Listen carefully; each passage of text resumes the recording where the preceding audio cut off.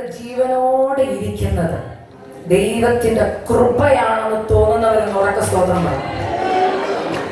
ഒരിക്കൽ കൂടി ഞാൻ സ്തോത്രം പറയും. കാരണം എന്താണെന്നറിയോ, കഴിഞ്ഞ വർഷം ഈ സമയം ശ്വാസം കിട്ടാതെ ഓക്സിജന് വേണ്ടി സ്ട്രഗിൾ ചെയ്ത് എൻ്റെ മൂന്നാമത്തെ കുഞ്ഞിനെ പ്രഗ്നൻ്റ് ആയിരിക്കുമ്പം എൻ്റെ കട്ടിലിൽ കിടന്ന ദിവസമായിരുന്നു. ഓക്സിജന്റെ വില അറിയാവോ എന്ന് ചോദിച്ചാൽ എനിക്കറിയാം. മരിച്ചു പോകുമെന്ന് ചിന്തിച്ചാൽ ഞാൻ, എൻ്റെ കുഞ്ഞുങ്ങൾ അനാഥമാകുമെന്ന് ചിന്തിച്ച ദിവസങ്ങളാണ്. എന്ന കർത്താവ് പറഞ്ഞു, നിന്നോടുള്ള വാഗ്ദത്തം തീർന്നിട്ടില്ല, അത് പ്രാപിച്ചെടുക്കണമെങ്കിൽ നീ ജീവനോടെ ഇരുന്നേ പറ്റൂ. ഇന്ന് ആ വാഗ്ദത്തത്തിന്റെ നിവർത്തിക്കാൻ ഞാൻ ഇന്നിവിടെ നിൽക്കുന്നത്. അങ്ങനെയെങ്കിൽ മിണ്ടാതിരിക്കാൻ എനിക്ക് പറ്റുമോ? അങ്ങനെയെങ്കിൽ നിങ്ങൾ ഇന്ന് ജീവനോടെ ഇവിടെ ഇരിപ്പുണ്ടെങ്കിൽ ഇന്ന് ഇവിടെ പറഞ്ഞതുപോലെ today you will write your future. Hallelujah. നമുക്കൊരു ഭാവിയുണ്ട്. അത് എഴുതി തീരാത്തത് കൊണ്ടാണ് ഇന്ന് ഇവിടെ ഇരിക്കുന്നത്. എഴുതി തീർന്നിരുന്നെങ്കിൽ പോയേനെ. ഹല്ലേലൂയ. ഇന്ന് നിങ്ങളുടെ ഫ്യൂച്ചർ എഴുതുന്ന ആരാന്നറിയോ? നിങ്ങളാ. അതിന്റെ കാരണം ഞാൻ പറയാം. കർത്താവ് എഴുതുന്നു നമ്മൾ പറഞ്ഞാലും നമ്മൾ ഡിസൈഡ് ചെയ്യണം.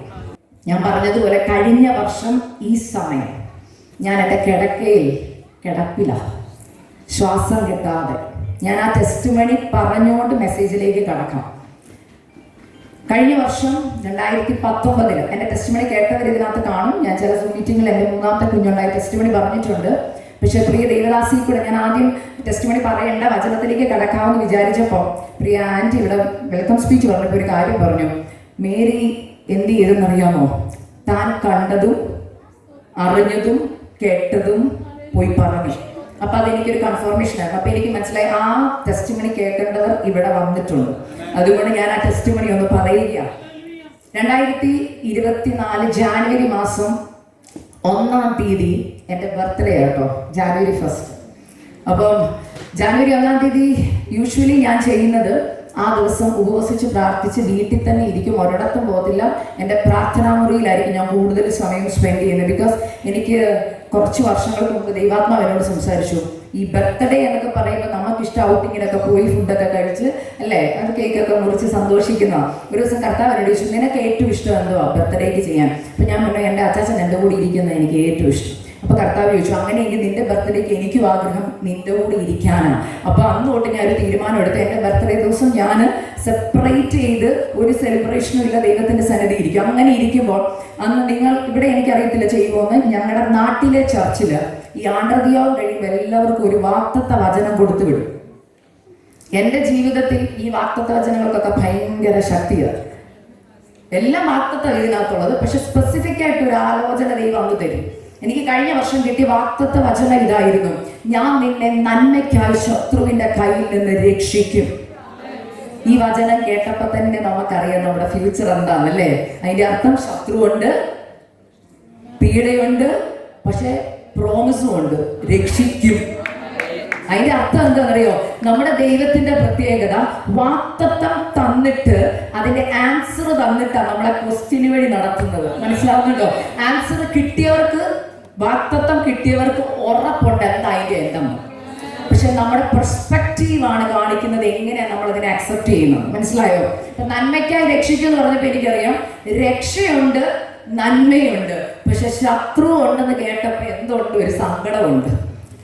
അപ്പം 2024 തുടക്കത്തിൽ ഇത് കേട്ടപ്പോൾ ഞാൻ ദൈവസന്നിധിയിൽ എന്നെ തന്നെ സമർപ്പിച്ചു. കർത്താവേ, ഞാൻ വചനത്തിന് മുമ്പിൽ ഏൽപ്പിക്കും, അങ്ങയുടെ ഇഷ്ടം നടന്നോട്ടെ, പക്ഷെ രക്ഷിക്കുമല്ലോ, അത് മതി. അത് എന്തിനു വേണ്ടി രക്ഷിക്കുന്നു അതെന്റെ ജീവിതത്തിൽ നടക്കണം. അങ്ങനെ ഇരിക്കുമ്പോൾ എനിക്ക് ആദ്യത്തെ മീറ്റിംഗ് ന്യൂയോർക്ക് ICA ചർച്ചിൽ വരികയാണ്. ഫസ്റ്റ് ഇൻവിറ്റേഷൻ ആ വർഷത്തെ. അപ്പം കുഞ്ഞുങ്ങൾ രണ്ടുപേരും ഇച്ചിരി മൂത്ത 2 കുഞ്ഞുങ്ങൾ ഇച്ചിരി വളർന്നതുകൊണ്ട് അച്ചാച്ചൻ്റെ ഇടയ്ക്കിലാക്കിയിട്ട് ഞാൻ ന്യൂയോർക്കിലേക്ക് യാത്ര തിരിക്കുക. പലരും എന്നോട് ചോദിക്കാറുണ്ട്, ഈ മീറ്റിങ്ങിനൊക്കെ ഇങ്ങനെ മെസ്സേജ് പ്രിപ്പയർ ചെയ്യുന്നത്. ഞാൻ ബൈബിൾ സ്കൂളിലൊന്നും പോയിട്ടില്ല കേട്ടോ. എൻ്റെ ജീവിതമാണ് എൻ്റെ പ്രസംഗം. എൻ്റെ ജീവിതത്തിൽ എന്ത് ദൈവം ചെയ്തോ ഞാൻ ആ മേരിയ ചെയ്തത് വന്ന് വിളിച്ചു പറയും, അതാണ് മെസ്സേജ്. ഹല്ലേലൂയ. അല്ലാതെ എനിക്ക് ബൈബിൾ സ്കൂളിൽ പഠിത്തമില്ല, എനിക്ക് ബൈബിൾ ഇങ്ങനെ റെഫർ ചെയ്യാനൊന്നും അറിയത്തില്ല. ദൈവം തന്നത് പോയി പറയും.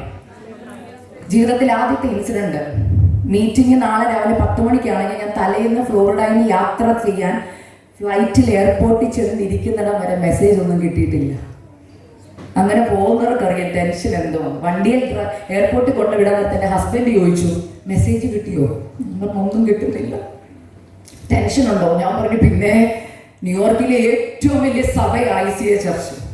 അവിടുത്തെ ദേവദാസന്മാരെന്നൊക്കെ പറഞ്ഞാൽ പ്രമുഖന്മാരായ ദേവദാസന്മാർ. അവരുടെയൊക്കെ മുമ്പിൽ പോയി, കർത്താവേ, ഞാൻ ഈ എളിയവളായി ഞാൻ എന്തോ മെസ്സേജ് പറയും, അത് മെസ്സേജ് കിട്ടിയിട്ടില്ല.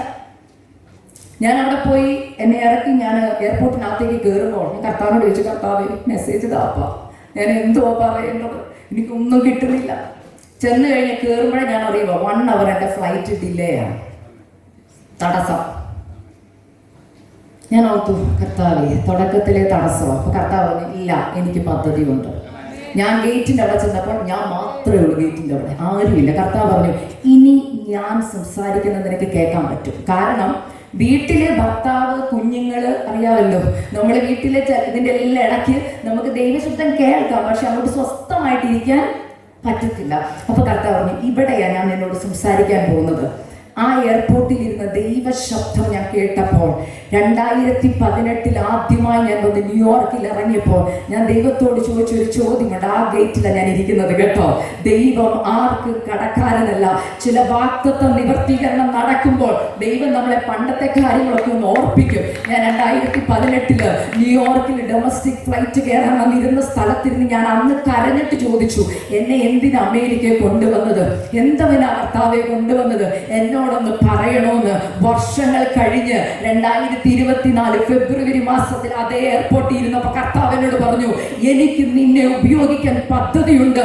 അന്ന് നീ ചോദിച്ച ചോദ്യത്തിന്റെ മറുപടിയായത്. അന്ന് എനിക്കൊരു കാര്യം മനസ്സിലായി. ഓക്കെ, കർത്താവിന്റെ വാഗ്ദത്ത നിവർത്തീകരണം. ഞാൻ ദൈവത്തിൽ സന്തോഷിച്ചു.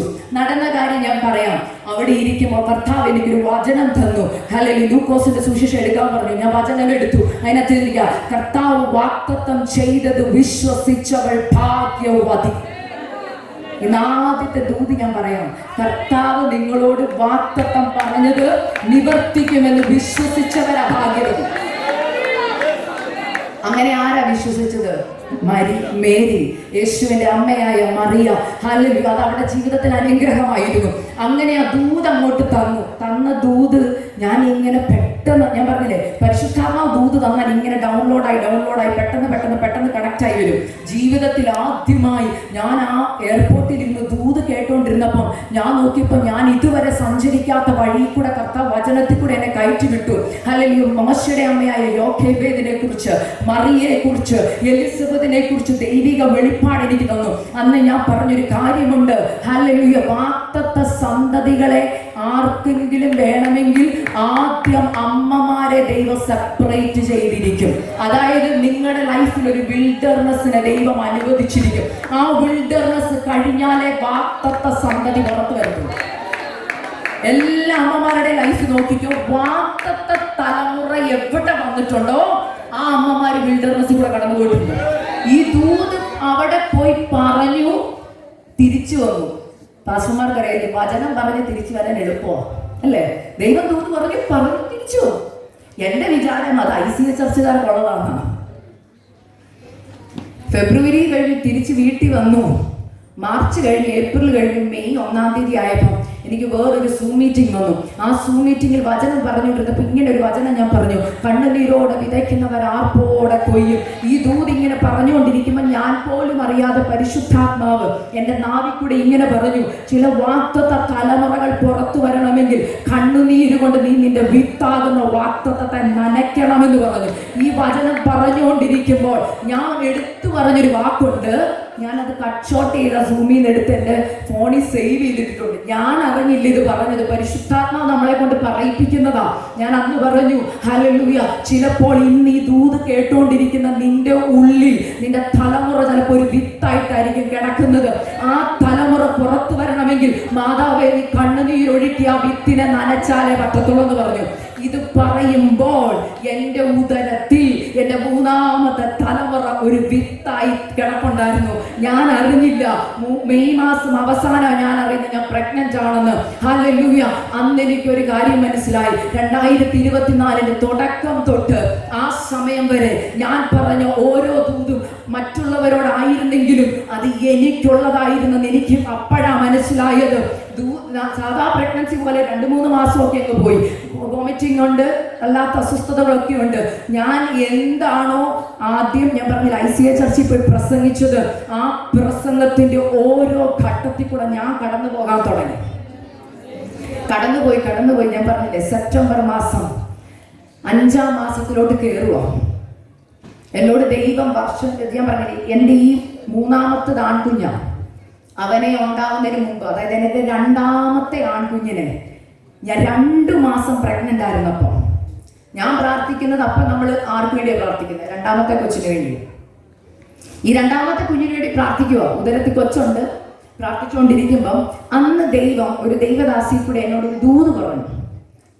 ഇതായിരുന്നു ആ ദൂത്: ഞാൻ നിനക്ക് 3ാമതൊരു ആൺകുഞ്ഞിനെ തരും. 2ാമത്തെ പ്രഗ്നൻസി പോകുന്ന ആളോട് 3ാമത്തെ പ്രഗ്നൻസിയെ കുറിച്ച് പറഞ്ഞ ആൾ അവസ്ഥയൊന്ന് ഓർത്തു നോക്കി. ഞാൻ ഓർത്തു, ഈ കൊച്ചിനെ കുറിച്ച് വല്ല വാക്തത്വം ഉണ്ടെങ്കിൽ പറ.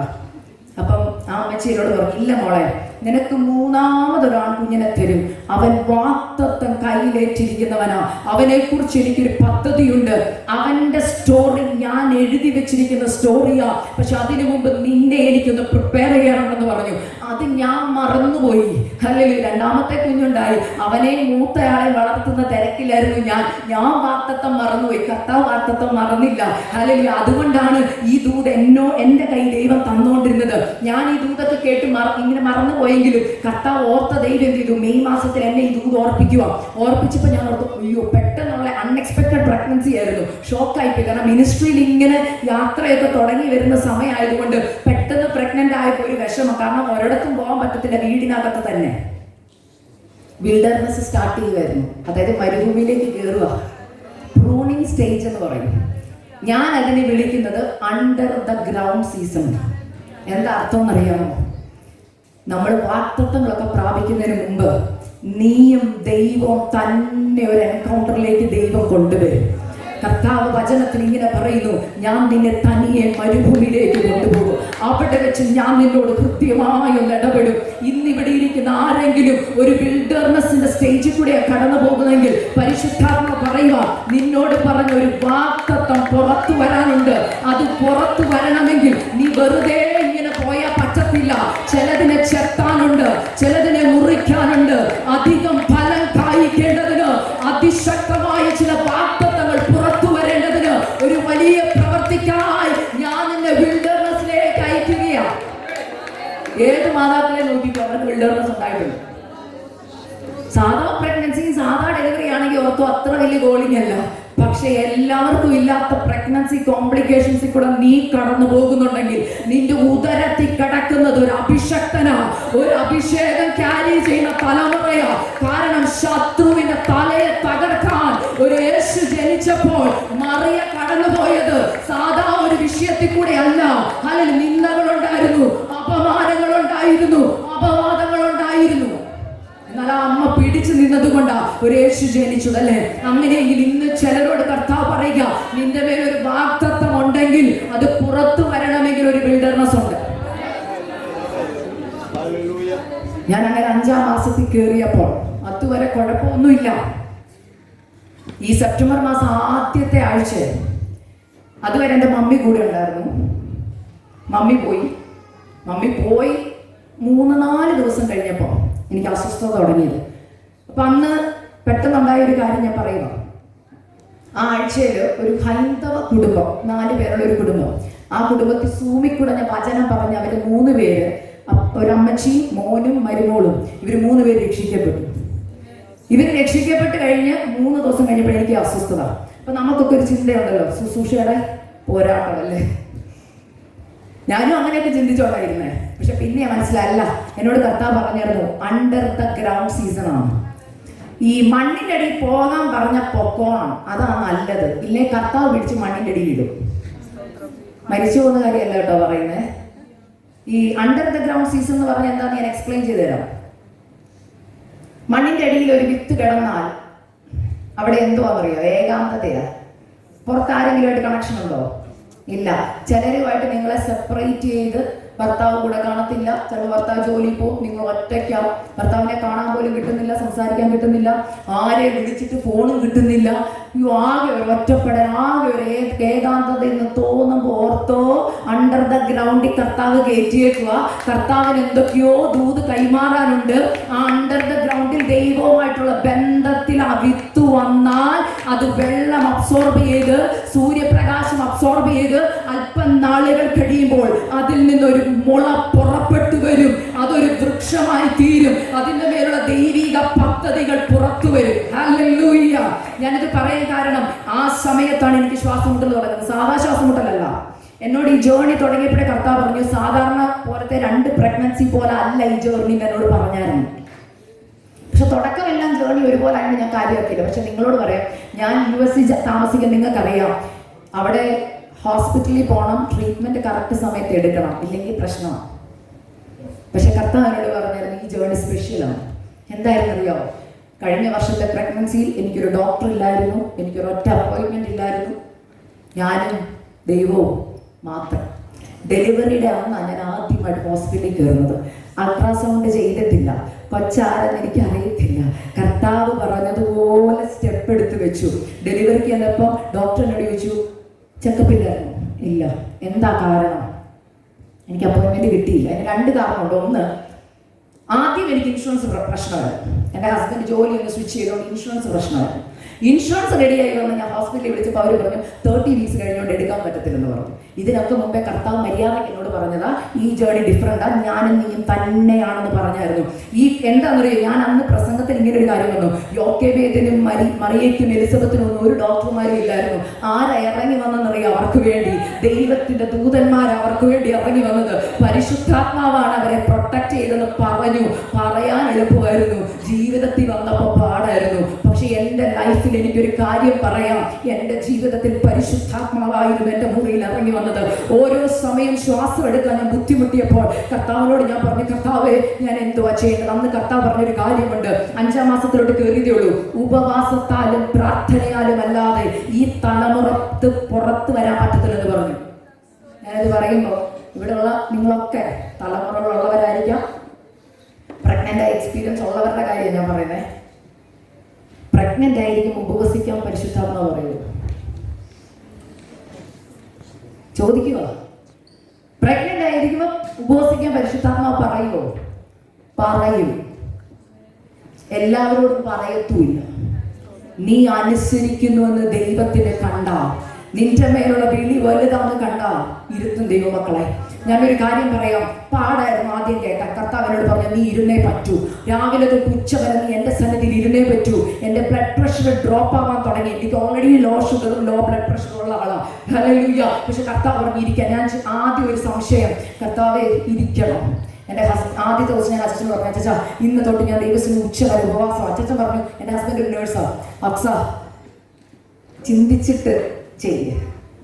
കാരണം ഓൾറെഡി ബ്ലഡ് പ്രഷർ ഡൗൺ ആണ്, ഷുഗർ ഡൗൺ ആണ്, ഡോക്ടേഴ്സ് അപ്പോയിൻമെന്റും ഇല്ല, ആരും സഹായിക്കാനില്ല, 2 വേറെ കുഞ്ഞുങ്ങളുണ്ട്, അവരുടെ കാര്യം ചെയ്യണം. ഞാൻ ദൈവത്തിൽ ആദ്യം ഓർത്തു, കർത്താവേ ഇത് പരിശുദ്ധാത്മാവ് തന്നെയാണോ എന്നോട് പറഞ്ഞത്? എന്നാൽ 2ാമത്തെ ദിവസം എൻ്റെ മമ്മിയെ വിളിച്ചു പറഞ്ഞു, മമ്മി എനിക്ക് ഭയങ്കര ശ്വാസം മുട്ടല, ഞാൻ എന്നാ ചെയ്യണം? പരിശുദ്ധാത്മാവ് എന്നോട് പറയുന്നുണ്ട്, മമ്മി പറയുക, നീ ഉപവസിച്ച് പ്രാർത്ഥിച്ചാലേ ഈ കുഞ്ഞിനെ കിട്ടത്തുള്ളൂ. 2 പേരുടെ വാമൊഴിയാൽ ഏത് കാര്യം ഉറപ്പാണ്. മമ്മി പറഞ്ഞപ്പോൾ എനിക്കൊരു കാര്യം മനസ്സിലായി, ഉപവസിച്ചാലേ പറ്റും. ഞാൻ ദൈവത്തിന് തീരുമാനമെടുത്തു, നാളെ തൊട്ട് ഞാൻ ഉപവാസ കർത്താവേ. ഞാൻ രാവിലെ എഴുന്നേറ്റു, ബെഡിൽ നിന്ന് ഇറങ്ങി കിച്ചണിലോട്ട് ഒന്ന് പോകാൻ നടന്ന് 2 സ്റ്റെപ്പ് വെച്ചപ്പോൾ തല ഇറങ്ങി വീഴാൻ പോവാ. 5ാം മാസത്തിലോട്ട് ഞാൻ കയറിയിരിക്കാം. ഹസ്ബൻഡ് ഓടി വിളിച്ചു, അച്ഛൻ ഓടി വന്ന, തല കറങ്ങുന്നു, തല പെരുക്കുന്നു. ഓടി വന്ന ഹസ്ബൻഡ് പിടിച്ചിട്ട് ചോദിച്ചു, ഇരിക്കണം ഉപവാസം. ഇനി പറയാൻ പോകുന്നതാ നിങ്ങളോടുള്ള ദൂത്. ദൈവം പറഞ്ഞിട്ട് കാര്യത്തിന് ഇറങ്ങിത്തിരിക്കുമ്പോൾ പ്രതികൂലമുണ്ട്. പ്രതികൂലം എന്തിനാണെന്നറിയോ? നീ എടുത്ത ഡിസിഷനിൽ നിന്ന് നീ മാറുമോ എന്നറിയാനാ. എൻ്റെ ഹസ്ബൻഡ് 2 വട്ടം എന്നോട് ചോദിച്ചു, ഞാൻ ഫുഡ് വല്ലതും എടുക്കട്ടെ. പെട്ടെന്ന് ഞാൻ പറഞ്ഞു വേണ്ട. കാരണം വേണ്ടെന്ന് പറയാൻ എളുപ്പമല്ലായിരുന്നു, എനിക്ക് വേണമെന്നുണ്ട്. ഷുഗർ ഡൗൺ ആവുന്നുണ്ട്, പേടിയുണ്ട്. കാരണം വയറ്റിൽ കിടക്കുന്ന കുഞ്ഞിനെ കുറിച്ച് നമ്മൾ ആദ്യം ചിന്തിക്കുന്നത്. പെട്ടെന്ന് ഞാൻ ഒരു ശബ്ദം കേൾക്കുകയാണ്, നീ ഉപവസിച്ചാൽ ഈ കുഞ്ഞ് കുഞ്ഞ് മരിച്ചു പോകും. നീ ഉപവസിച്ചാൽ ഈ കുഞ്ഞുവിന് വല്ല പറ്റിയാൽ നിന്നെ ആൾക്കാരെല്ലാം കളിയാക്കും. നീ ശുശ്രൂഷയ്ക്ക് ഇറങ്ങിയിട്ട് നീ ഇങ്ങനെയൊക്കെ ചെയ്താൽ ആൾക്കാർ നിന്നെ പഴിക്കും, ദൂഷിക്കും. ഇങ്ങനെ കുറെ ശബ്ദങ്ങൾ ഞാൻ കേൾക്കാൻ തുടങ്ങി. അച്ചാച്ച സംസാരിക്കുന്നുണ്ട്, പക്ഷെ അതിനേക്കാൾ ഉപരി ഞാൻ കേൾക്കുന്ന ഈ നെഗറ്റീവ് സംസാരമാണ്. ഇങ്ങനെ സംസാരിച്ചുകൊണ്ടിരുന്നപ്പോൾ ഞാൻ ഉള്ളിൽ പ്രാർത്ഥിച്ച, പരിശുദ്ധാത്മാവേ എന്നെ ഒന്ന് ഹെൽപ്പ് ചെയ്യും, എനിക്ക് പറ്റുന്നില്ല. ഈ തോട്ട്സ് എല്ലാം കൂടെ വന്നിട്ട് എനിക്ക് പ്രഷർ അങ്ങോട്ട് പിന്നെ ലോയാവാൻ തുടങ്ങി. ഇങ്ങനെ ഇരിക്കുമ്പോൾ ഉള്ളിൽ നിന്നൊരു മൃദുവായ ശബ്ദം ഞാൻ കേൾക്കുക, ട്രസ്റ്റ് മീ, ഒബേ മീ. ആ ശബ്ദം മൃദുവായിരുന്നു. ഹല്ലേലൂയ.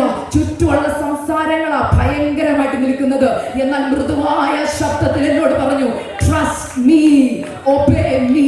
പെട്ടെന്ന് കൈ ഉയർത്താൻ എനിക്ക് ആരോഗ്യമില്ല, കൈ തളർന്നാ കിടക്കുന്നേ. എൻ്റെ അച്ചാച്ചൻ എന്നെ പിടിച്ചിട്ടുണ്ട്, പക്ഷെ ഒരു നിമിഷം ഞാൻ എൻ്റെ കൈ പതുക്കെ ഒന്ന് ഉയർത്തിയിട്ട് ഉറക്കെ ഞാൻ പറഞ്ഞു, ദൈവം വാഗ്ദത്തം ചെയ്തതാണ് ഉദരത്തിൽ കിടക്കുന്നതെങ്കിൽ പിശാചേ നിനക്ക് ഞാൻ എൻ്റെ തലമുറയെ വിട്ടു തരത്തില്ല. ദൈവമാണ് എന്നോട് ഉപവസിക്കാൻ പറഞ്ഞതെങ്കിൽ, ദൈവമാണ് പ്രാർത്ഥിക്കാൻ പറഞ്ഞതെങ്കിൽ ഞാൻ ഉപവസിക്കുകയും ചെയ്യും, പ്രാർത്ഥിക്കുകയും ചെയ്യും. വാഗ്ദത്ത സന്തതിയെ പുറത്തു കൊണ്ടുവരിക തന്നെ ചെയ്യും. ദൈവമക്കളെ, പറഞ്ഞ നിമിഷത്തിൽ, എന്റെ ഹസ്ബൻഡ് സാക്ഷിയാ, പറഞ്ഞ നിമിഷത്തിൽ പരിശുദ്ധാത്മാവ് എന്റെ ബലഹീനമായ ശരീരത്തിലേക്ക് വന്നിട്ട് ഞാൻ അന്യ ഭാഷയിൽ ആരാധിക്കാൻ തുടങ്ങി, പ്രാർത്ഥിക്കാൻ തുടങ്ങി. 10 മിനിറ്റ് കഴിഞ്ഞപ്പോ എന്റെ ശരീരം ബലപ്പെട്ടു, ഞാൻ എഴുന്നേറ്റു. അന്ന് എനിക്കൊരു കാര്യം മനസ്സിലായി. അങ്ങനെ പറഞ്ഞ ഒരു പ്രസംഗം യൂട്യൂബിൽ കിടപ്പുണ്ട്, പറ്റുന്നവരൊന്ന് പോയി കേൾക്കണം. ഞാൻ ആധാരങ്ങളുടെ ഫലം സൃഷ്ടിക്കും. നീ എന്തു വാഗൊണ്ട് പറയുന്നോ അത് ദൈവം നിനക്ക് വേണ്ടി സൃഷ്ടിക്കുമെന്ന്. കാരണം നീ ദൈവത്തിന്റെ പൈതല. നീ നെഗറ്റീവ് പറഞ്ഞാൽ നെഗറ്റീവ് നടക്കും, നീ പോസിറ്റീവായത് പറഞ്ഞാൽ. ഇത് പറഞ്ഞ സെക്കൻഡിൽ എന്റെ ശരീരത്തിൽ വിടുതൽ വന്നു, അതായത് ബലം വന്നു. പക്ഷെ ഓരോ ദിവസവും ഫാസ്റ്റിംഗ് പാടായിരുന്നു, ഈസി ആയിരുന്നില്ല. ഡൗട്ട് വരാൻ തുടങ്ങി. പെട്ടെന്ന് ഞാൻ കട്ട് ഷോട്ട് ചെയ്യുക. എനിക്ക് മെസ്സേജ്, നിങ്ങളോട് ദൈവം തന്ന ദൂതുകളൊക്കെ പെട്ടെന്ന് പറയാം. ഇങ്ങനെ ബുദ്ധിമുട്ട് മുമ്പോട്ട് പോയി. ഓരോ സെക്കൻഡ് കഴിയുമ്പോൾ ഫാസ്റ്റിംഗ് നിർത്തണമെന്നുണ്ട്. പക്ഷെ കർത്താവ് പറഞ്ഞു, ഇല്ല, നീ ഫാസ്റ്റിംഗ് ഇരുന്നേ പറ്റൂ. ആൺകുഞ്ഞാന്നല്ലേ പറഞ്ഞത്, അല്ലേ? വിശ്വാസത്താൽ കൊച്ചിന് പേരിട്ടു. ഞാൻ ഇട്ട പേര് ഫെയ്ത്സൺ ബെസലേൽ മാത്യു എന്നാണ്. എൻ്റെ രണ്ടാമത്തെ മോൻ്റെ പേര് പ്രേസ് എന്നാ, പ്രാർത്ഥനയുടെ മകൻ. രണ്ടാമത്തവന് വിശ്വാസത്തിന്റെ മകൻ ഫെയ്ത്സൺ. അപ്പൊ ഇതിൻ്റെ ഇടയ്ക്ക് ഒരു ട്വിസ്റ്റ് നടന്നു. എൻ്റെ മമ്മി, ഞാൻ പ്രഗ്നന്റ് ആയിരുന്നപ്പോഴേ ഈ ഫാസ്റ്റിംഗ് ഇരിക്കാൻ പറഞ്ഞപ്പോൾ എന്നോട് പറഞ്ഞൊരു കാര്യമുണ്ട്, മോളെ നീ യോവേലിന്റെ പുസ്തകം വായിക്കണം. ഞാൻ ചോദിച്ചു, എന്തിനാ? എനിക്കറിയത്തില്ല. പരിശുദ്ധാത്മാവ് പറയുന്നത് നീ യോവേലിന്റെ പുസ്തകം വായിക്കണം. ഞാൻ നോക്കി വായിച്ചേക്കാം. യോവേലിന്റെ പുസ്തകം വായിക്കുന്നുണ്ട്, എല്ലാ ദിവസവും വായിക്കുന്നുണ്ട്. 2 അധ്യായമൊക്കെ വായിക്കുമ്പോൾ ഭയങ്കര സന്തോഷമാണ്. അന്ത്യകാലത്തിന് സകല ജഡത്തിനും പേര് ആത്മാവിനെ പോയി, അതൊക്കെ വായിക്കുമ്പോൾ ഭയങ്കര സന്തോഷമൊക്കെ ഉണ്ട്. പക്ഷെ എന്തിനാന്ന് അറിയത്തില്ല. പക്ഷെ അമ്മ അനുസരിക്കുവോ? അങ്ങനെ ഇരിക്കുമ്പോൾ നവംബർ 13 രാവിലെ ഞാൻ മമ്മിയോട്, മമ്മി കൊച്ചിന്റെ പേരിട്ട് കേട്ടോ, എന്തുവാ? ഫെയ്ത്സൺ. മമ്മി പറഞ്ഞു, ഫെയ്ത്സൺ അല്ല, പിന്നെന്തുവാ? യോവേൽ. ഞാൻ പറഞ്ഞു, പിന്നെ യോവേലോ? മമ്മി എന്തു പറയുന്നത്? ഞങ്ങളുടെ ചർച്ച മൊത്തം ജോയലുമാരാണ്. ഇപ്പൊ 6ാമത്തെ ജോയൽ. അങ്ങനെ മമ്മി ജോയൽ എന്നുള്ള പേര് പ്ലീസ് മമ്മി, കോമൺ പേര്, എനിക്ക് ഫെയ്ത്സൺ മതി. പെട്ടെന്ന് മമ്മി പറഞ്ഞു, ഇത് മമ്മി പറഞ്ഞ പേരല്ല, നിന്റെ ഉദരത്തിൽ ഈ കുഞ്ഞ് ഉരുവാകുന്നതിന് മുമ്പ് ദൈവം എന്നോട് പറഞ്ഞ ദൂതാ, നിനക്ക് ഞാനൊരു യോവേൽ പ്രവാചകനെ ഈ നാളുകളിൽ എഴുന്നേൽപ്പിക്കും എന്ന് പറഞ്ഞ ദൂതിന്റെ പേരിലാണ് നിന്നോട് ഈ പേരിടാൻ പറഞ്ഞത്. അപ്പൊ നമുക്കൊരു പ്രശ്നമുണ്ട്, അക്സെപ്റ്റ് ചെയ്യാൻ അങ്ങോട്ട് ഒരു ബുദ്ധിമുട്ട്. അപ്പൊ എനിക്കും ആ ബുദ്ധിമുട്ടുണ്ടായിരുന്നു. ഞാൻ കുഞ്ഞിനെ മോളെ സ്കൂളിൽ കൊണ്ടുപോയിട്ട് തിരിച്ച് ഡ്രൈവ് ചെയ്യുമ്പോഴെല്ലാം ഞാൻ പ്രാർത്ഥിക്കുമോ, കർത്താവേ യോവേലോ, ജോയൽ, ഇംഗ്ലീഷിലെ കാര്യം ഞാൻ പറഞ്ഞ ജോയലോ പ്ലീസ് എന്നോട് നീ ഒന്ന് കൃത്യമായിട്ടൊന്ന് സംസാരിച്ചേ. മമ്മി പറയുമ്പോൾ ഒരു അക്സെപ്റ്റ് ചെയ്യാൻ ബുദ്ധിമുട്ട്, കർത്താവ് എന്നോടൊന്ന് പറ. അന്ന് നടന്ന കാര്യം, ഞാൻ ഡെയിലി റെഗുലറായിട്ട് ഇങ്ങനെ ബൈബിൾ ഇങ്ങനെ വായിച്ചു പോകും. അപ്പൊ ഞാൻ ദൈവത്തോട് പറഞ്ഞു, ഇന്ന് വചനത്തിൽ കൂടെ കർത്താവ് എനിക്ക് എന്ത് ചെയ്യണം? ഉറപ്പ് തരണം. കർത്താവിനോട് പറഞ്ഞ കർത്താവ് അങ്ങനെ തരുന്ന ദൈവമാണ്. അന്ന് ഞാൻ വായിക്കേണ്ടത് ഏതായിരുന്നറിയോ? അപ്പോസ്തലപ്രവൃത്തി 2-ാം അധ്യായം. അന്ന് വായിക്കേണ്ടത് നവംബർ 13. അപ്പോസ്തലപ്രവൃത്തി 2-ാം അധ്യായം എടുത്ത് ഞാൻ പ്രാർത്ഥനാ മുറിക്ക് എടുത്ത് വായിക്കുക. ഞാൻ പറഞ്ഞു, കർത്താവേ എനിക്ക് നമ്മൾ ചാലഞ്ച് ചെയ്യുന്ന ആരെയാണെന്നറിയോ? സകലത്തെ സൃഷ്ടിച്ച ദൈവത്തെയാണ്. ഞാൻ പറഞ്ഞു, ഈ വചനത്തിൽ കൂടെ കർത്താവ് എനിക്ക് കൺഫർമേഷൻ തന്നാൽ ഞാൻ എന്ത് ചെയ്യും? കൊച്ചിന് യോവേലിന്റെ പേര്. കാരണം അതിനകത്ത് എന്താ നമുക്ക് ആദ്യമേ അറിയാം, എന്തുവാ? പരിശുദ്ധാത്മാവിനെ കുറിച്ചാണ്. ശിശുമാർ അഭിഷേകം പ്രാപിച്ചു, അവർ എഴുന്നേറ്റ് പോയി, ഇതൊക്കെയല്ലേ ഉള്ളൂ. ഇതിനകത്ത് പെട്ടെന്ന് കൺഫർമേഷൻ പേരിനെ കുറിച്ചൊന്നും കിട്ടാനില്ലല്ലോ എന്നോർത്താ വായിക്കുന്നേ. വായിച്ചു വരുമ്പോ താണ്ട് കിടക്കുന്നു. പത്രോസ് എഴുന്നേറ്റ് നിന്ന് പറയുന്നു, യോവേൽ പ്രവാചകൻ മുഖാന്തരം ഞാൻ അരുളി ചെയ്തതുപോലെ ഇത് നടക്കുന്നെന്ന്. യോവേൽ എന്നുള്ള പേര് കണ്ടപ്പോ ഞാൻ സ്തംഭിച്ചു പോയി. പ്രാർത്ഥനാ മുറിയിലോട്ട് കമന്ന് കിടന്നിട്ട് പറഞ്ഞു, കർത്താവേ, അങ്ങ് പറഞ്ഞതുപോലെ എന്റെ തലമുറയുടെ പേര് യോവേൽ എന്നാ. അന്ന് ഞാൻ എന്റെ പ്രയർ ബുക്കിൽ എഴുതി വെച്ചു, യോവേൽ, ബെസലേൽ, മാത്യു. ഹല്ലേലൂയ. പേരെഴുതി വെച്ചിട്ട് അന്ന് തൊട്ട് വയറ്റിൽ നോക്കി കുഞ്ഞിനെ നോക്കി കൊണ്ട് പ്രവചിക്കാൻ തുടങ്ങി. യോവേലേ, നീ ദൈവത്തിന്റെ അഭിഷക്തനായി പുറത്തു വരും. എന്നോട് പലരും ചോദിച്ചു, എന്താ ഉറപ്പാണ് കൊച്ചാന്ന്. ഞാൻ പറഞ്ഞു, ഫെബ്രുവരിയിൽ ഒരു പ്രസംഗം പ്രസംഗിച്ചായിരുന്നു. കർത്താവ് വാഗ്ദത്തം ചെയ്തത് വിശ്വസിച്ചവൾ ഭാഗ്യവതി. അങ്ങനെയെങ്കിൽ കർത്താവ് രണ്ടാമത്തെ കുഞ്ഞിനെ പ്രഗ്നന്റ് ആയിരിക്കുമ്പോ മൂന്നാമത്തെ കുഞ്ഞിനെ തരുമെന്ന് പറഞ്ഞിട്ടുണ്ടെങ്കിൽ നടന്നിരിക്കും. മനസ്സിലായോ? എത്ര പേർക്ക് ഉറപ്പുണ്ട്? നമ്മൾ വിശ്വാസികൾ എന്ന പേര് പറഞ്ഞാൽ പോരാ, പ്രവൃത്തിയിൽ അത് വരണം. ചുരുക്കി പറയാം, ഫാസ്റ്റിംഗ് ആയിരുന്നു. പ്രസവിക്കുന്ന അന്നും ഫാസ്റ്റിങ്ങോടാ പ്രസവിച്ചത്. രണ്ട് കാര്യങ്ങൾ പറഞ്ഞ് പെട്ടെന്ന് നിർത്തുകയാണ്, ഈ ടെസ്റ്റിമണി നിർത്തുകയാണ്. രണ്ടാമത്തെ കാര്യം, ഒക്ടോബർ, നവംബർ, ഡിസംബർ മാസത്തിൽ എന്നും പോയി വെയിറ്റ് ചെയ്യിക്കുക ഞാൻ വീട്ടിൽ. എന്തിനാണെന്നറിയോ? നമ്മളൊരു നേഴ്സൊക്കെ ആയതുകൊണ്ട് നമുക്കൊരു ഉറപ്പ് വേണ്ട. ഡോക്ടറോ ചെക്ക് ചെയ്യുന്നില്ല, ഞാൻ ചെക്ക് ചെയ്യണ്ടേ, ഞാൻ നേഴ്സല്ലേ. അതും എൻ്റെ സ്പെഷ്യാലിറ്റി OBG ആയിരുന്നു. അതുകൊണ്ട് എനിക്ക് എല്ലാം അറിയാവുന്നൊരു ഭാവമുണ്ട്. അതുകൊണ്ട് പോയി എപ്പോഴും വെയിറ്റ് ചെയ്യിക്കുക. എനിക്ക് ഇവിടെ വെച്ച് പറയാൻ അറിയത്തില്ല, ഞങ്ങളുടെ അവിടെ പൗണ്ട്സിലാണ്. 130 പൗണ്ട്സ് ആയിരുന്നു ഞാൻ. മമ്മി പോയപ്പോൾ 130 പൗണ്ടായിരുന്നു, 132 പൗണ്ടായിരുന്നു. സെപ്റ്റംബർ തൊട്ട് ഡിസംബർ വരെ ചെക്ക് ചെയ്യുമ്പോൾ എത്രയാണെന്നറിയോ? 130 പൗണ്ട്സ്. നിങ്ങൾക്ക് വിശ്വസിക്കാൻ പറ്റുമോ? അതായത് 1 ഔൺസ് പോലും ഞാൻ എന്ത് ചെയ്തിട്ടില്ല, കൂടിയിട്ടില്ല. അപ്പൊ എന്ത് വരും പറ നിങ്ങള്? സംശയം. എന്തോ സംശയം? കുഞ്ഞുദരത്തിൽ അയ്യോ ഫാസ്റ്റിംഗ് ഇരിക്കണ്ടായിരുന്നു, കൊച്ചെന്ത് ചെയ്യുന്നില്ല, വളരുന്നില്ല. ഈ സംശയം കയറാൻ തുടങ്ങി. അങ്ങനെ ഇരിക്കുമ്പോൾ ഒരു രാത്രി ഞാനൊരു സ്വപ്നം കാണുക. ഈ കൈയുടെ വലിപ്പമുള്ള ഒരു കൊച്ച്, അസ്ഥിപഞ്ചലമായ ഒരു കുഞ്ഞ്. ഉറക്കത്തിൽ ഒരു ശബ്ദം ഞാൻ കേൾക്കുക, നിനക്ക് കിട്ടാൻ പോകുന്ന കുഞ്ഞ് ഇതാണ്. നാട്ടുകാരൻ എന്നെ പരിഹസിക്കും, സഭക്കാരൻ നിന്നെ പരിഹസിക്കും, ഈ കുഞ്ഞിനെ നീ പ്രസവിക്കാൻ പോകുമെന്ന് പറഞ്ഞു. രാത്രി സ്വപ്നം കണ്ട് ഉറക്കത്തിൽ 8 മാസമുള്ള 9 മാസത്തിനടുത്തായി ഞാൻ ചാടി എഴുന്നേറ്റു. കാലേ മസിൽ കയറി, ടെൻഷൻ കൂടിയിട്ട് രാത്രിയിൽ എനിക്ക് എൻ്റെ അടുത്ത് കിടക്കുന്ന ഹസ്ബൻഡിനെ പോലും എനിക്ക് വിളിക്കാൻ പറ്റുന്നില്ല, കാരണം ടെൻഷൻ കൂടിയിട്ട്. സ്വപ്നം കണ്ടപ്പോൾ വികൃതമായ ഒരു കൊച്ച്, പേടിച്ചു പോയി. ഞാൻ എൻ്റെ ഹസ്ബൻഡിനെ തട്ടിയിട്ട് പറഞ്ഞു, ശ്വാസം കിട്ടുന്നില്ല. ഹസ്ബൻഡ് അറിയുന്ന പോലും, കാരണം ശക്തിക്കല്ല ഞാൻ വിളിക്കുന്നത്. ശ്വാസം കിട്ടാതെ സ്ട്രഗിൾ ചെയ്യുമ്പോൾ ഉള്ളിൽ വീണ്ടും ഒരു മൃദുവായ ശബ്ദം, trust me, obey me. Hallelujah. എൻ്റെ ഹോൾ പ്രഗ്നൻസി ഞാൻ കേട്ട ദൈവശബ്ദം അതാ, ട്രസ്റ്റ് മീ, ഒബേ മീ. ഞാൻ അപ്പൊ കർത്താവിനോട് പറഞ്ഞു, ആഗ്രഹമുണ്ടപ്പാ, പക്ഷെ സ്വപ്നം കണ്ടപ്പോ പേടിച്ചു പോയി. കർത്താവ് പറഞ്ഞു, ഇല്ല, നീ എന്നെ വിശ്വസിച്ചാ മതി. വിശ്വസിച്ചാ നീ ദൈവത്തിന്റെ മഹത്വം കാണും. ദൈവശക്തി പ്രാർത്ഥിച്ചു. ദൈവമക്കളെ ചുരുക്കി പറയാം, വെയിറ്റ് ഒന്നും കൂടിയില്ല. അല്ലെങ്കിൽ അന്ന് ഞാൻ ഓർത്ത് എൻ്റെ വെയിറ്റ് മെഷീൻ്റെ പ്രശ്നം ഓർത്ത് വേറൊരു ആൻറ്റിയുടെ വീട്ടിൽ പോയി വെയിറ്റ് ചെക്ക് ചെയ്തു. അവിടെയും ചെക്ക് ചെയ്തപ്പോൾ 130 പൗണ്ട്സ്. ഡെലിവറിക്ക് പോകുന്നതിൻ്റെ അന്ന് ഞാൻ വെയിറ്റ് ചെക്ക് ചെയ്തു, 130 പൗണ്ട്സ്. ഹല്ലേലൂയ. ഹോസ്പിറ്റലിൽ ചെന്നു, ഹല്ലേലൂയ. ഡെലിവറിക്ക് കയറി, ഹല്ലേലൂയ.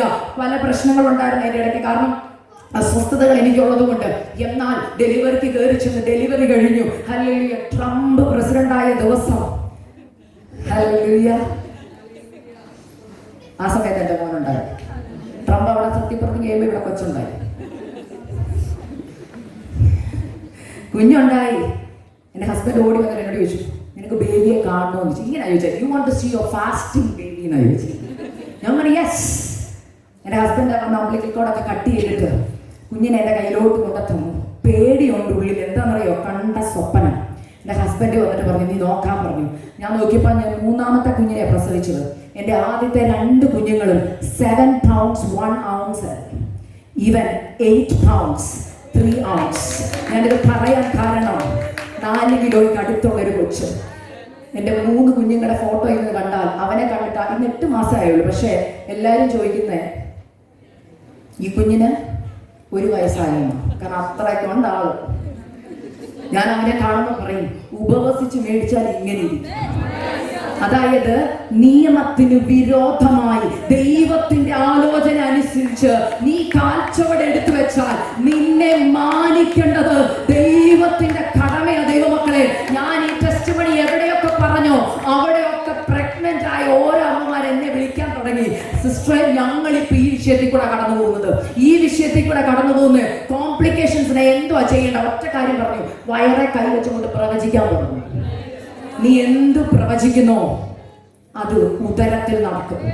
ഞാൻ എന്നും പ്രവചിച്ചു പറയായിരുന്നു, യോഗയിലെ നീ മിടുക്കനായിട്ട് പുറത്തു വരും, നീ ആരോഗ്യവാനായി പുറത്തു വരും. ഞാൻ എന്നും കുഞ്ഞിനോട് സംസാരിക്കുമായിരുന്നു. എന്റെ പ്രാർത്ഥനാ മുറിയിൽ ഞാൻ ദൈവത്തോട് സംസാരിച്ചിട്ട് രണ്ടാമത് സംസാരിക്കുന്ന കൊച്ചിനോട് ദൈവം പറഞ്ഞ ഓരോ ആലോചന പറയാൻ തുടങ്ങി. അങ്ങനെ ഉണ്ടായിക്കഴിഞ്ഞ ആ സമയത്ത് ഈ കുഞ്ഞുണ്ടായി കഴിഞ്ഞപ്പോൾ ഞങ്ങളുടെ ചർച്ച നടന്നൊരു ഫാസ്റ്റിംഗ് പ്രയറിൽ പ്രത്യാശ എന്ന് പറഞ്ഞൊരു ദൈവദാസം വന്നിട്ട് എന്റെ തലയെ കൈവച്ചിട്ട് ഇങ്ങനെ ഒരു ദൂത് പറഞ്ഞു, ഈ കുഞ്ഞ് പുറത്തു വരുമ്പോൾ നിന്റെ ശുശ്രൂഷയുടെ തലം മാറും, നിന്നെ ഞാൻ UK, കാനഡ എന്ന രാജ്യങ്ങളിലേക്ക് അയക്കുമെന്ന് പറഞ്ഞു. അത് പറഞ്ഞ് 2ാം മാസത്തിലാണ് ഹല്ലേലൂയ ആന്റിയുടെ കോള് വരുന്നത്, UK വരണമെന്ന്. എന്തെങ്കിലും ഡൗട്ട് ഉണ്ടോ ചെയ്യാൻ? ഞാൻ പറഞ്ഞു യെസ് ആന്റി, വന്നിരിക്കും. അതുകൊണ്ടാണ് ഞാൻ പറഞ്ഞ ആന്റി വിളിച്ചിട്ടല്ല ഞാൻ വന്നത്, കർത്താവ് അയച്ചിട്ട് വന്നത്. മനസ്സിലായോ? പാസ്റ്റർ പറഞ്ഞൊരു കാര്യത്തോട് ഞാൻ 100% യോജിക്കുന്നു. കർത്താവ് പറഞ്ഞിട്ട് ചിലതിലേക്ക് വന്നാൽ എല്ലാം സ്മൂത്ത് അല്ല, പ്രശ്നമുണ്ട്. ഞാൻ ഇന്നലെ ഫ്ലൈറ്റ് കയറാൻ വേണ്ടി വൈകുന്നേരം എൻ്റെ വീട്ടിൽ നിന്ന് ഇറങ്ങുമ്പോൾ അതുവരെ ഒരു കുഴപ്പമില്ലായിരുന്നു. എൻ്റെ കുഞ്ഞുങ്ങൾക്ക് 2 പേർക്കും അതിശക്തമായ പനി. സ്കൂളിൽ നിന്ന് തിരിച്ചു വിട്ടു, സ്കൂളിൽ നിന്ന് വീട്ടിൽ വന്നിരിക്കുക, 102 ഡിഗ്രി പനിയുള്ള മോൻ. ഇട്ടിട്ട് പോരാൻ ഒരിച്ചിരി പ്രശ്നമാണ്, പ്രയാസമാണ്. പക്ഷെ ഞാൻ ഒരു കാര്യം ചെയ്തു, പ്രാർത്ഥനാ മുറിക്ക് കഥ കടച്ചിട്ട് ഞാൻ ഉയരത്തിലേക്ക് കൈ ഉയർത്തിട്ട് പറഞ്ഞു, പിശാചേ, ദൈവം വാഗ്ദത്തം പറഞ്ഞിട്ട് ഞാൻ UK പോകുന്നതെങ്കിൽ എൻ്റെ കുഞ്ഞിനല്ല, സാഹചര്യങ്ങൾ എന്ത് പ്രതികൂലമാണേലും ദൈവം അയച്ച മിഷന് വേണ്ടി ഞാൻ പോയിരിക്കും. നിനക്ക് തടയാൻ പറ്റത്തില്ല. ഞാൻ തുറന്നു പറയുക, നിങ്ങൾ എപ്പോഴൊക്കെ പിശാചിന് നേരെ നിങ്ങളുടെ വാക്കാകുന്ന ആയുധം ആത്മാവി പറയുമ്പോൾ ഓർത്തോ, അവൻ തകർന്നിരിക്കും. അതുകൊണ്ടാണ് നാവിനെ നെഗറ്റീവായിട്ട് പിശാച് ഉപയോഗിക്കുന്നത്. നിങ്ങൾ നോക്കിയാൽ ആരോടെങ്കിലും വാക്തത്വം പറഞ്ഞിട്ട് നിങ്ങൾ പറയാം, ഓ അത് എൻ്റെ ജീവിതത്തിൽ നടക്കത്തില്ലെന്ന് പറഞ്ഞാൽ ഇച്ചിരി നാളെ നിങ്ങൾ വെയിറ്റ് ചെയ്യേണ്ടി വരും. എന്നാൽ കേൾക്കുമ്പോഴേ ഒന്ന് റിസീവ് ചെയ്തേ, ഐ റിസീവ് ഇറ്റ്. എന്നിട്ട് വാക്തത്വം നടക്കാൻ വഴി തടസ്സമാ, പക്ഷെ ആ വഴിയെ നോക്കി പറയണം, ഇല്ല ഇത് നടന്നിരിക്കും. അങ്ങനെ പറഞ്ഞവർ ഇതിനകത്തുണ്ടെങ്കിൽ ഓർക്കോ, നിങ്ങളുടെ ലൈഫിൽ വാക്തത്വം നടന്നിരിക്കും. ഹല്ലേലൂയ.